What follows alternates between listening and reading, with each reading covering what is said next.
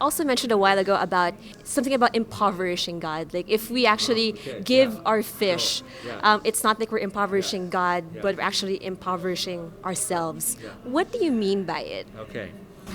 So when Jesus asks if they've caught any fish and they say no, and then they catch it, and they turn around and he's already cooking fish, it's very clear he didn't need them to bring their fish ashore to cook fish. Now, wherever those fish came from, okay, they didn't come from them. He had his own. So God owns everything. Everything is his. So the production of fish or anything else isn't difficult for him. So then the question comes, well, why does God ask us and tell us that we should give and that we should donate and so on? And the answer is, that doesn't make him richer. It actually makes us richer.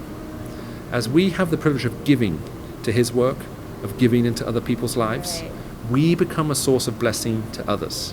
And that's where the joy should come in giving. Which is why the New Testament covenant is also different to the Old. Now, in the Old Testament covenant, we're told that giving is the idea of a tithe. You do 10%. So when we look at the New Testament, the question is, what does it look like there? And actually, it's different. Now, why is it different? Well, under the Old Covenant, murder was killing someone, but under the New Covenant, it was looking at someone with anger.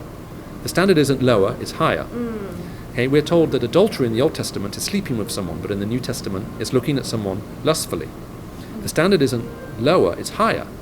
So if under the Old Covenant, tithing was 10%, in the New Covenant, what would you expect? It to be lower or higher? But the motivation is different. It's not the fulfillment of a simple duty. It's now the joy of thinking, I want to be part of this. I want to invest in this.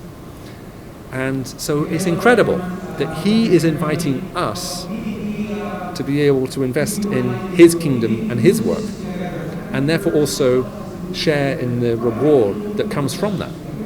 So that's it's a very big difference. So we sometimes think that God wants us to join the church so he can make us poorer. Actually, he's asking us to join the church in order to be richer.